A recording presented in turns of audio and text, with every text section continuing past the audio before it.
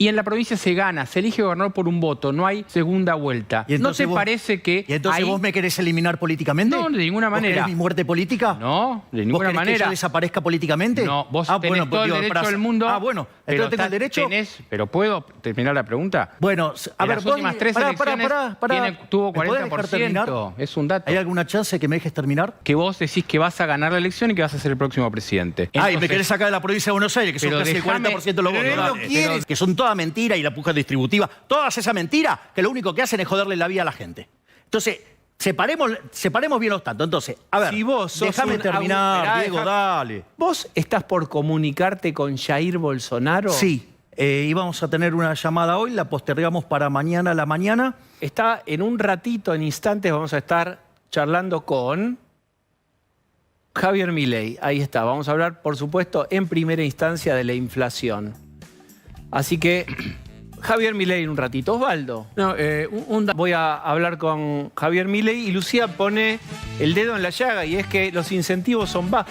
Hay mucho más palo que zanahoria. Multas a las empresas que no cumplen, cierre de mercados que no se puede exportar. ¿Por qué no hacemos al revés? Más zanahoria que palo y probamos y después no funciona. Volvamos al fracaso actual que ya tantos años tiene. Javier Milei, ¿cómo te va? ¿Qué tal, Diego? ¿Cómo estás? Bueno, muy bien. Te traje un regalo acorde a la situación. Un libro hermoso.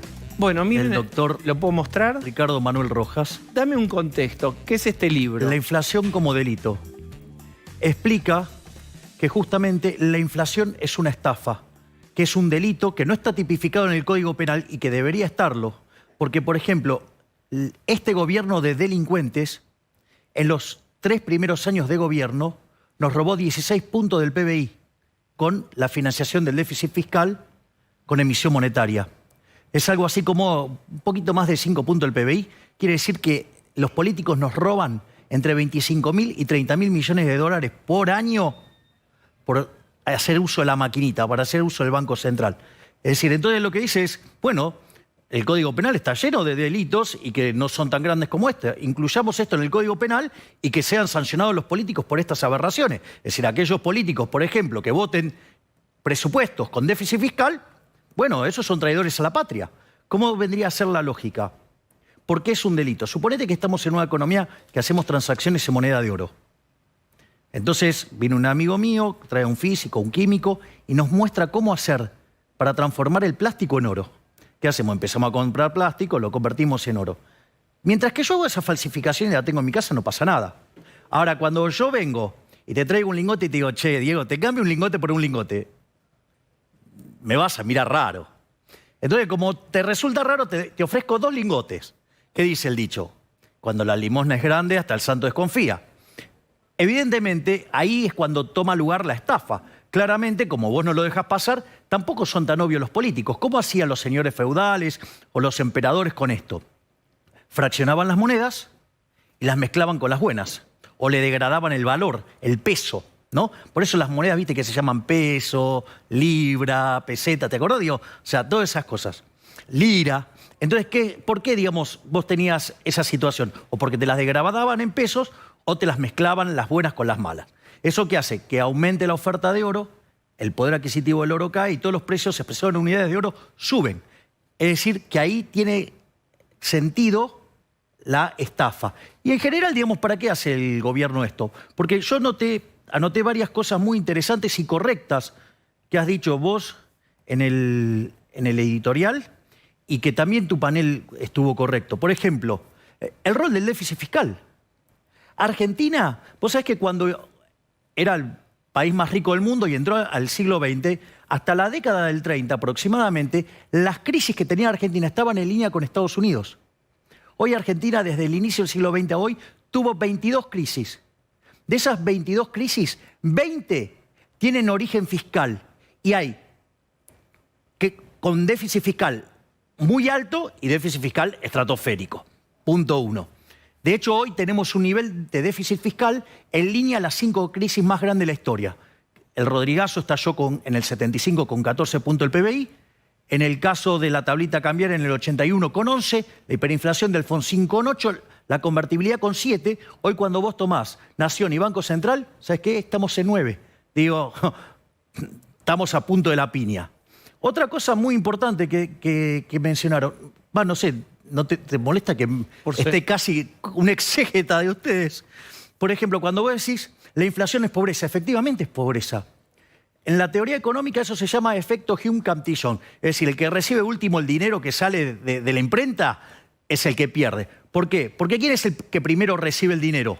El político, para gastarlo. O sea, el que primero se beneficia con eso es el político porque recibe dinero de hoy a precios de ayer. Ahora, ¿qué pasa cuando empieza a gastar?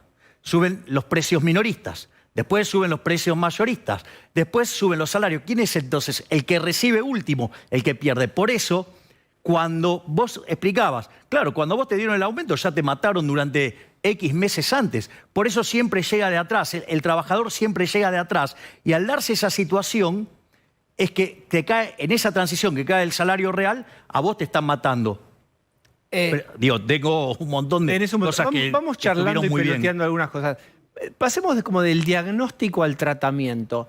Vos insistís con dinamitar SIC, el Banco Central. Bueno, de hecho, nuestra propuesta consiste en una reforma del sistema financiero y del Banco Central, o sea, eliminarlo, para terminar, o sea, es una reforma monetaria integral, pero básicamente que termine con la inflación porque termina con el Banco Central. ¿Qué le dirías a todos los que trabajan en el Banco Central? Y pensá bien en los que están de ñoquis, pero en los que también trabajan seriamente. Van a tener que ir a buscar otro trabajo. Todos. Todos. Porque lo vamos a cerrar. A ver, lo primero que hay que entender es que... se puede cerrar un organismo de esa Eso, digamos, yo sé que un periodista divulgó esa noticia y es falsa. ¿Cuál? ¿Qué noticia? Que estaba en la Constitución, es falso. Digamos, de hecho, fue refutado por Emilio Campo, que es uno de los autores de las propuestas de dolarización. Porque hay dos. Una, la que hicimos nosotros desde mi equipo, que es básicamente llevar la banca Simon y después eliminar el Banco Central. Probablemente los argentinos en ese sistema de competencia de monedas elijan el dólar y cuando liquidas el Banco Central lo haces en dólares y quedamos dolarizados. Estimado, para dolarizar, ¿no necesitas la famosa caja de convertibilidad? ¿Y para eso necesitas muchísimos millones de dólares? No, y ahora lo voy a explicar. Esa es una de las metodologías. Eso es convertibilidad, vos querés dolarizar. Sí, que es mucho más abrupto. Pero no importa. El otro caso es el caso que plantea Emilio Campo, que a mí me parece mucho más interesante. No es tan purista en el sistema financiero, pero se puede hacer rápido. Y eso en política es vital. Por lo tanto, nosotros estamos considerando muy seriamente, dentro del equipo económico, ir directamente al esquema que propone Emilio Campo porque es mucho más rápido. Entonces, si a vos se te abrió la ventana de mercado para hacerlo, lo hacemos rápido y dolarizamos rápido. Bien. Vamos con esa pregunta porque no la voy a esquivar. Mira, si vos tomás la base monetaria... Lo más fácil que puedas explicarlo. Bueno, a ver, ¿vos qué tenés? Vos tenés en el pasivo del Banco Central, los pasivos del Banco Central son de dos tipos. Los no remunerados, que es la base monetaria, son los billetes que tenemos o sea, son los billetes que tenemos nosotros, el público, y la plata que tienen encajada los bancos. O sea, ¿viste? Cuando vos vas al banco que te devuelvan la plata, sí. Bueno, ahí está la otra parte de la base monetaria. O sea, una parte la tenemos nosotros, otra parte la tienen los bancos. Sí, eso es todo el dinero. Digo, esa es la base monetaria, el dinero efectivamente emitido. Y a eso tenés después pasivos remunerados, que son las LELIQs, que son esos instrumentos que utiliza el Banco Central para sacar la plata de la calle, sí, para que no genere presión sobre los precios, ¿no? Digo que es, para que te des una idea, la base monetaria son 5 billones de pesos y las LELIQ son 11 billones de pesos. Bien. Sí, es el tamaño, para que tengas una idea del tamaño descontrolado que hay entre las LELIQs y la base monetaria, esta relación que tenemos de hoy es similar a la que teníamos a inicio del año 1989. ¿Qué harías con eso? Lo hago siempre. Acá tenés las llaves. Bien, exacto. Te paso bueno, los atributos. por eso. ¿Qué harías? Ahora te digo cómo se rescata. Te hago una pregunta. ¿Cuánto fue el déficit fiscal que los delincuentes de los políticos aprobaron para este año? Decime vos. 30.000 millones de dólares. ¿Querés hacer la cuenta de dividir todos estos pasivos al tipo de cambio de mercado? ¿Cuánto te da? ¿Cuánto te da? Te da poco más de 30.000 millones de dólares. Si lo haces a 400 y si lo haces a 500, te da 30.000 millones de dólares justo. Bien. ¿Qué quiere decir? Hay plata para financiar a los delincuentes de los políticos, pero no hay plata para sacar los pesos de circulación y terminar de una vez por todas con la inflación. Esa es una alternativa. Ahora, no es la única forma, porque la otra forma, no es cierto que el balance del Banco Central en el activo no tenga nada. En el activo tiene títulos públicos. Tiene títulos públicos. Y al tener títulos públicos, esos títulos, si vos lo pasaras a mercado, tienen un descuento. Entonces, con un tipo de cambio, ponele de 400, ¿sí? Con estos niveles de base monetaria, con estos niveles del ELIX, con los títulos cotizando entre el 25 y el 30%, rescatás todo. Es decir, se puede hacer. Bien. ¿Sabes qué lo pasa? No lo quieren hacer porque es un mecanismo por el cual los políticos te roban. Quiero acelerar porque quiero hablar de varios temas con vos. ¿Tenés tu ministro de Economía o Sí, ministra? claro. Es ¿Cuándo ministro. lo vas a decir? Lo voy a decir cuando llegue el momento de ¿Es actuar. conocido por un nombre que lo reconoceríamos? No es de alto perfil, pero es el mejor en esta tarea. ¿Podés dar una pista más? No voy a dar más pistas que Bien. esa. ¿Vos estás por comunicarte con Jair Bolsonaro? Sí. Nosotros mañana íbamos a tener una llamada hoy, la postergamos para mañana a la mañana, porque básicamente estamos trabajando en armar una estrategia para enfrentar la izquierda a nivel internacional.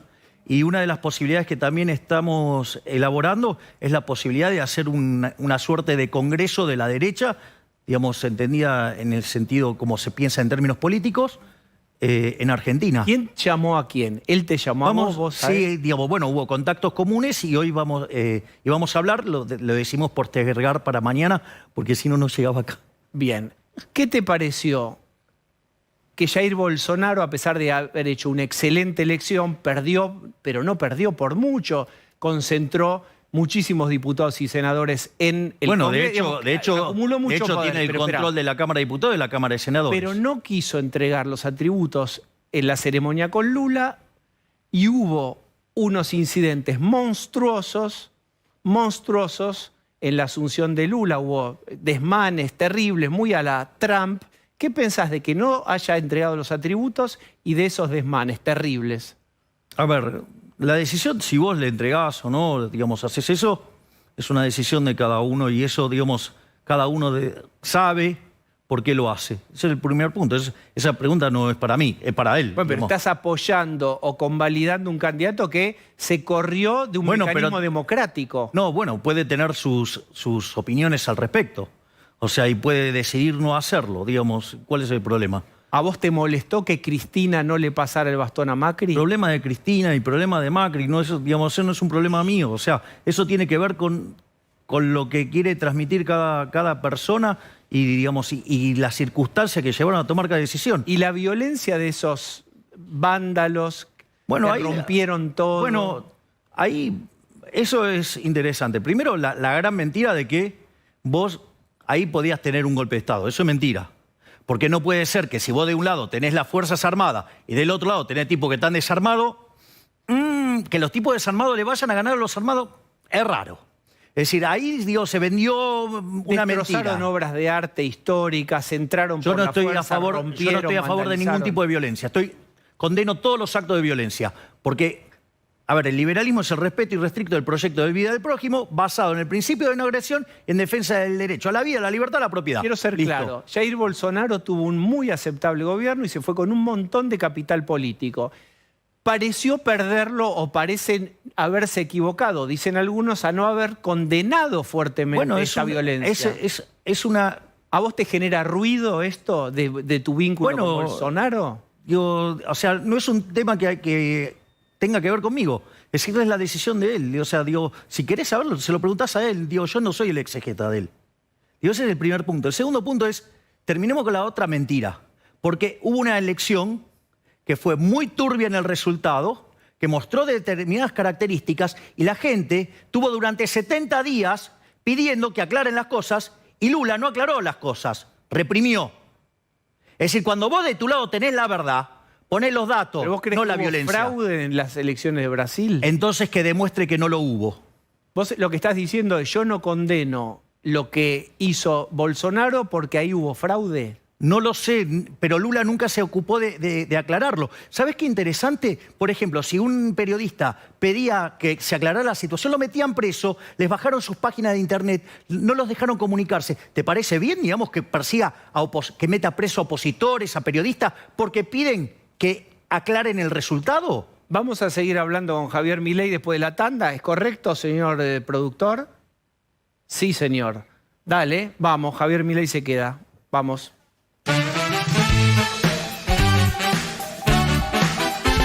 Muy bien, seguimos con Javier Milei y va a aparecer Pablo de León. ¿Qué Vamos. tal? Milei, buenas noches. ¿Qué Recién tal, Pablo? Ah, mira, al infinito, multiplicados al infinito. Acá estoy, soy uno solo. Recién decías, voy a hablar con Bolsonaro para que no gane la izquierda en la región. Pero en la Argentina va a haber una discusión política que es la Pablo, provincia. Sí. No es para que no gane la izquierda, es para poder ponernos de frente a la izquierda. Ok. Es decir, porque la izquierda ha sido muy exitosa en su plan que inició e impulsó el Foro de San Pablo, hoy Grupo Puebla, que es la idea de la Unión Soviética Latinoamericana, porque cada vez todos empezamos a entrar a recorrer el camino de Cuba. ¿Sabés qué decían en Venezuela? No, Venezuela no va a ser Cuba. Y hoy que decimos, Argentina no va a ser Venezuela. ¿Y qué dicen en Chile? Chile no va a ser Argentina. Y fíjate cómo se están todos metiendo en el socialismo. Bien, por Entonces, eso. es una lucha contra el socialismo, pero después, o sea, le elige la gente. Bueno, está bien, pero en la Argentina va a haber una discusión que es la provincia de Buenos Aires, donde el cristinismo quiere la reelección de Kicillof. Y ahí hay una discusión, Juntos por el Cambio está cerca, de hecho ganó la última elección, pero vos tenés un número muy fuerte. Algunos hablan que vos estás en un 23% de elección y eso le haría bajar a Juntos por el Cambio. Y en la provincia se gana, se elige gobernador por un voto, no hay segunda vuelta. ¿No te parece que ¿Y entonces ahí... vos me querés eliminar políticamente? No, de ninguna ¿Vos manera. querés mi muerte política? No, de ninguna ¿Vos querés manera. que yo desaparezca políticamente? No, vos tenés bueno, todo el digo, derecho del mundo. Ah, bueno, pero entonces tengo el derecho.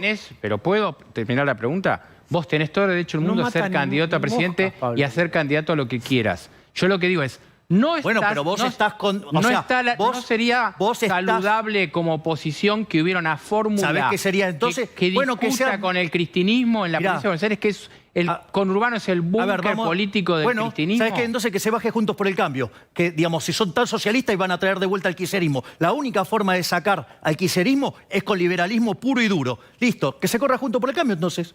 Aparte, digamos, o sea, que Juntos por el Cambio le deje de mentir a la gente. No tiene 41% de los votos. Esa es una gran mentira. Es el resultado de la última elección. Bueno, a En ver, las vos últimas tres pará, elecciones tuvo ¿Me podés dejar 40%. terminar? Es un dato. ¿Hay alguna chance que me dejes terminar? Pero, por supuesto. Bien, ok. Entonces vamos por partes. ¿Sabes qué? Vos en un balotaje, ¿sí? El resultado de un balotaje, vos no te podés acreditar los números que tenés en un balotaje.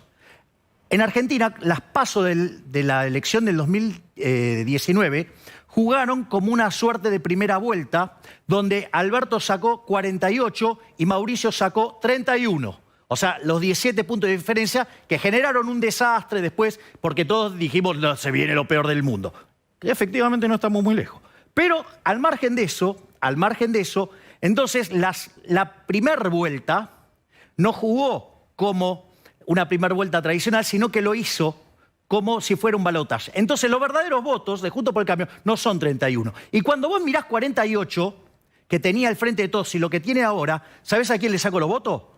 Si existiera tal cosa como sacar los votos, porque eso también es muy humillante para los seres humanos, porque es creer que no tienen capacidad para decidir solos y que se lo decide otro por arriba, que a mí me parece muy peyorativo para con la gente, pero ¿quién es el que perdió votos? El que perdió votos es el Frente de Todos, al que le estoy sacando votos es al Frente de Todos, y al que voy a dejar tercero es al Frente de Todos, porque la idea es ir al balotaje. ¿Y sabés lo que me encantaría que me pase en el balotaje? Ir contra Macri o ir contra Patricia Bullrich, porque aun cuando dicen que eso iría contra mis intereses, si ese es el balotaje, significa que la sociedad argentina hizo un clic hacia el lado correcto. Y lo que diga la provincia de Buenos Aires, bueno, digo que se bajen los de Juntos por el Cambio, les parece tan peligroso que vuelva el kirchnerismo, no es una discusión de esas características, es una discusión de carguitos. Recordá que son arrastrados por un cargo, se arrastran por el cargo, son unos miserables. Entonces, la realidad es un rejunte de miserables que se arrastran por un cargo. Pero ¿puedo preguntarte algo? Pará, déjame que termine porque esto es lo importante. sí, no. ¿Sabes qué?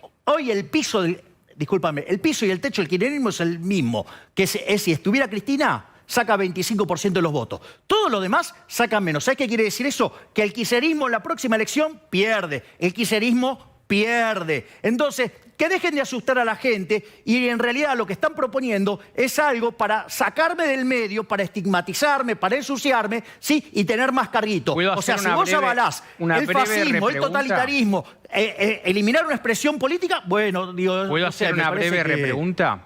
Sí, claro, obvio. Vos decís, y lo has dicho en este programa otras veces, que vos decís que vas a ganar la elección y que vas a ser el próximo presidente.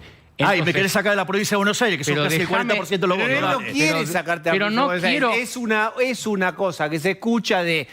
¿Viste a lo maoísta? ¿Cuál es la contradicción principal? La izquierda, el kirchnerismo... La contradicción principal es Juntos por el Cambio, que es kirchnerismo de buenos modales. Pero ¿vos querés asegurarte que venga el kirchnerismo en los 2027?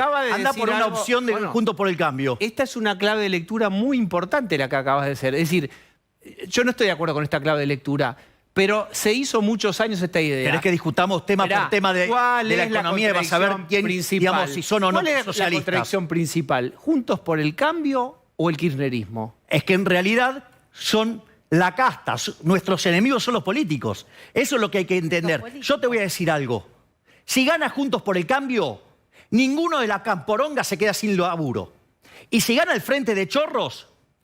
Los parásitos de los radicales, los parásitos de la coalición cínica, ¿sí? Digamos, o los radicales, los radichetongos, o el ala blandita del PRO, ninguno se queda sin laburo. Es decir, los negocios abajo siguen.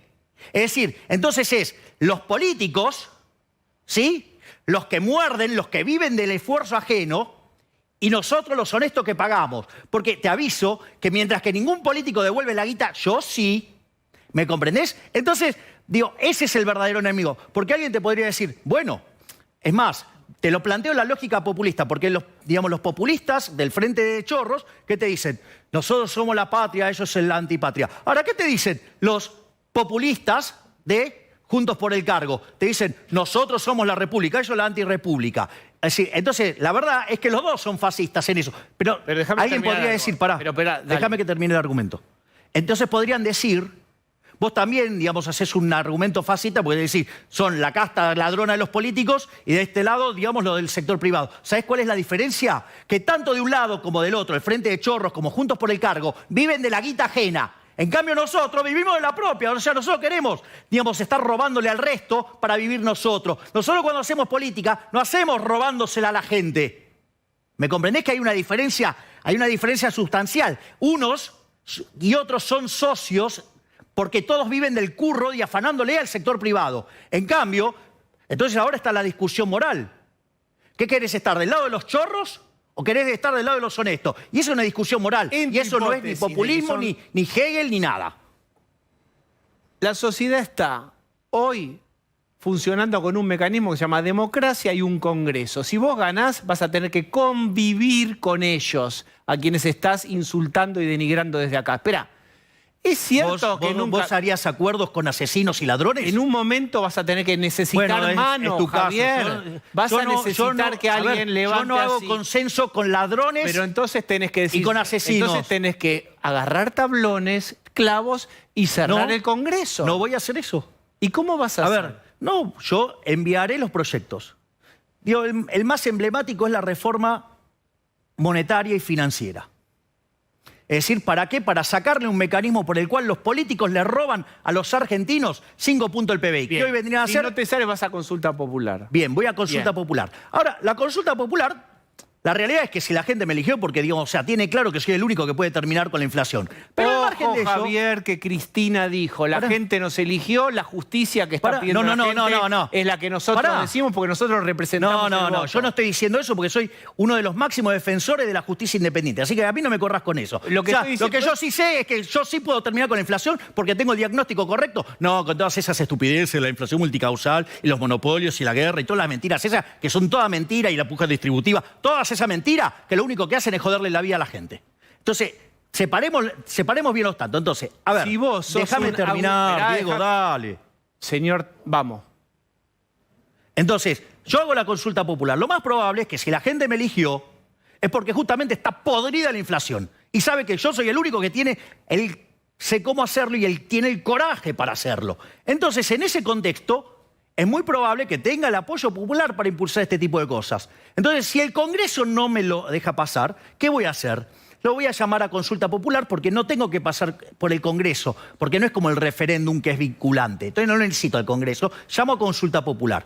Si la consulta popular da a mi favor, que sería lo más esperable, porque esta reforma voy al hueso el primer día, ¿cuál es el punto? Bueno, si los chorros que están en las cámaras no quieren dejar de robarle a la gente con el impuesto inflacionario, ¿sabes qué voy a hacer? Le voy a mostrar a la sociedad todos los que están dispuestos a seguir robándolos. Y yo, mientras tanto, seguiré con el programa económico que tengo que hacer. La consulta popular debe incluso pasar por el Congreso. La consulta popular no, el referéndum es el que tiene que pasar por el Congreso porque es vinculante. Pero aparte, ¿qué es más democrático que la consulta popular? ¿O Pero acaso eso tampoco? dice el kirchnerismo con los temas que cree que tiene No. conocimiento. ¿Y pero por qué? Cristina dice, Pero yo tengo el diagnóstico. Es falso lo que me está diciendo. Porque no ¿Y por qué no lo someten a consulta popular? Entonces, si es así, que lo someta a consulta popular. Vamos a ver cómo te banca la consulta popular en contra. Entonces, o sea, yo no tengo problema. Pero hay consultas populares buenas y hay consultas populares malas. No. Digamos, si vos tenés que hacer una reforma estructural, como la de Argentina, más vale que vas a, digamos, a ver, porque ¿cuál es el problema que está de fondo? Acá hay un problema de fondo. Que hay un conjunto de reventados, para ser educado, que le están afanando a los argentinos de bien 5 puntos del PBI por año. O sea, te afanan entre 25.000 y 30.000 millones de dólares por año. Y esos tipos no quieren soltar el curro. Entonces, como no quieren soltar el curro, y son bastante violentos porque te bloquean, porque no te van a dejar pasar entonces una reforma por el bien de los argentinos. Pero ¿por qué no los persuadís? ¿Por qué no los convencés? Pero si hay un volumen enorme pero de y vuelta, un clima social de pero, una parte, a ver, no toda, que está... ¿Y acaso yo no llevo más de 10 años explicando cómo funciona esto? Pero no les interesa, Diego, no les interesa. A ver si entendés que acá hay un problema que va en contra del bolsillo de ellos. ¿De qué parte no se entiende? ¿Qué parte no se entiende? O sea, los tipos no quieren soltar el Banco Central porque es un elemento por el cual le roban a la gente. ¿O por qué te crees que ahora le quiere meter la mano? Dice, respetemos demos la independencia al banco. ¿Para qué está dinamitar? No, porque es falso eso. Porque es falso eso. ¿Sabes qué? Para hacer la Perú no tiene un banco central firme y a pesar del torbellino político... ¿Puedo terminar y mostrar que lo que dice Tetaz está mal? Vos, para determinar la política monetaria óptima, que es una paparruchada, digo, es un invento, digo, en la cabeza de los economistas neoclásicos, yo lo llamo la tiranía de las funciones cóncavas, vos deberías saber las preferencias de todos los individuos de la economía, los pasados, los presentes y los futuros. Sobre todo los bienes de la economía, pasados, presentes y futuros. No solo eso, deberías conocer lo que se llama la tasa de preferencia intertemporal, cómo movés el consumo a lo largo del tiempo. Necesitas saber el progreso tecnológico, necesitas saber cómo van a mutar las dotaciones de factores, necesitas saber las tasas de amortización de cada uno de esos bienes de capital pasados, presentes y futuros. ¿Sabes qué? Para saber todo eso tenés que ser omnisciente, omnipresente y omnipotente. O sea, tenés que ser Dios. No, por eso lo quiero eliminar, porque esa es la magia. Es decir, el último libro de Hayek, de 1988, se llama La fatal arrogancia. Es decir, vos pretender que vas a hacer todo esto... Cavallo hizo grandes reformas, pero necesito del peronismo, de Menem y del Congreso. Bueno, a ver, vamos por parte. De vuelta. Acá el punto Javier, es el siguiente. No es que no se necesiten cosas que van en la dirección que vos proponés. Estamos hablando del cómo. Pero de vuelta, lograrla. Lo que te estoy diciendo es que no existe tal cosa como la política monetaria óptima. Es un acto de arrogancia, porque necesitas ser omnisciente, omnipresente y omnipotente. Es decir, lo más maravilloso, una de las obras maravillosas de Hayek, por las cuales le dieron el premio Nobel, tiene que ver con el uso del conocimiento en la sociedad. Cómo cada uno, con el conocimiento que tiene y entrando en la dinámica del mercado, todos juntos, persiguiendo su propio interés, consiguen el bienestar general, la vieja idea de la mano invisible de Adam Smith. Hablando de mano, ¿vos le negaste la mano cuando te estiraron la mano un político importante? Sí, actual? claro. ¿Quién? A Martín Lustó. ¿Por qué le negaste la mano que te quiso saludar en un estudio de televisión? Porque no se merece que le dé la mano. A ver, digamos, es un camaleón. O sea, es el ministro de la 125. O sea, dejó al país al borde de una guerra civil. Ese, digamos, fue ministro de la producción. ¿Cómo vas a convivir ahí? Pero de vuelta. O sea, fue un tipo que dejó al país al borde de... O sea, el señor 125 dejó al país al borde de una guerra civil. Vos digo, o sea, ¿tenés claro lo que hizo ese pibe? Ese pibe era el ministro de Economía de Cristina Kirchner. Además, hizo un desastre en el Banco Provincia. Fue un desastre como ministro de la producción. O sea, entonces, ¿de qué me venís a hablar? Es un tipo que es parte de la destrucción del sistema. Es bien casta, digamos, las cosas que propone son las cosas que hunden al país. Cuando te dicen, no, nosotros necesitamos un Estado grande. Más Estado, menos libertad. En el límite, ¿sabés qué? Una presión fiscal del 100%, ¿sabés cómo se llama? Esclavitud. ¿Querés vivir en esclavitud? Yo no. Así, con esa frase cerramos. Podríamos seguir Obvio. y otro día la seguimos. Por supuesto. Dale, Javier Milei. Y No me te llevo- olvides de llevarte el libro. Por supuesto. Gracias, Javier. Vuelvo. Vamos a hablar de un hecho terrible. A la mierda, los malditos empresarios. A la mierda, sodomitas del capital. Basta de basura keynesiana. Ha llegado